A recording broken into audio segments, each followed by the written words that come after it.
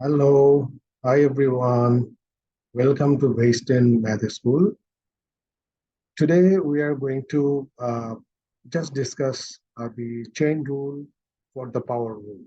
So when we are differentiating a term, then we are using the chain rule on power rule and also many other cases. Just today I'm discussing how to use the chain rule on a power rule. Okay.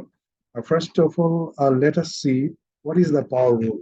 You know that in differentiation, the power rule, we use the formula differentiation of x to the power n dx is n times x to the power n minus 1, right?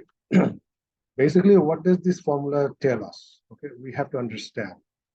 Uh, Mainly, this power rule, the formula I mean, the power rule is we are using the x for writing the formula most of the cases. But thing is, you know that this formula has a particular form, I mean, structure.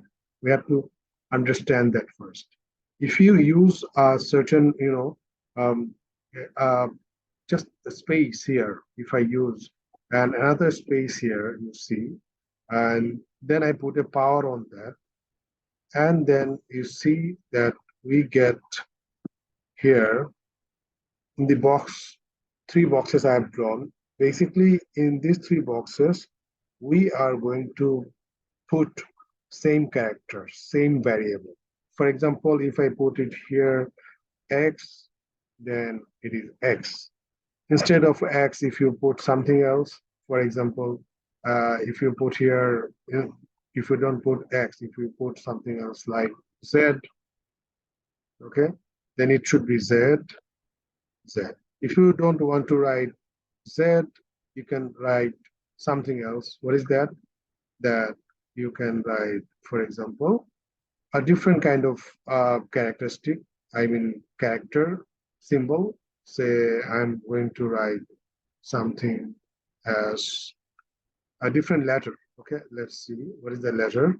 Um, okay, I'm really putting a symbol, so a star sign. Okay, a star. So that means in these three spaces, we are supposed to write the same variable, same character, same symbol, whatever you write. So that is the basic thing of power rule. So when you are going to differentiate a term with respect to x, for example, I am just writing a term here for differentiation of, say, x to the power 4. We know that according to that particular power rules formula is 4x to the power 4 minus 1, right? But if I don't write x, if I write, for example, 2x plus 3 to the power 4, now what to do? So can I write the formula now? No, actually, I cannot write the formula straight away because you see that for the previous case, it was x here, and it was an x here. These three character, these three variable is same. As I said that you see that these three cases, star, star, star, these three places always must be filled with same character, same variable. So now, if I want to do that, here 2x plus 3 to the power 4. So definitely here in this place, I also have to write 2x plus 3, right? So when you are just doing that, then for the power rules structure, the requirement that these two places has to be filled with same character. You see, these and these. So here I have done that.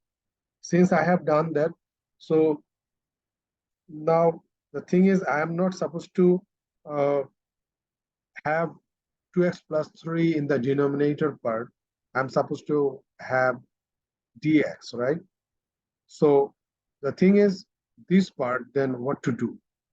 This is the thing I have written as a requirement of the formula because this and this, these two have to be same. If I don't write the same character, same, you know, um, the space is not filled with the same character, the power rule cannot be applied. So when you are, using this part, you can use a power rule for this portion, because power rule says you can write 4 here, right? 2x plus 3 to the power 4 minus 1.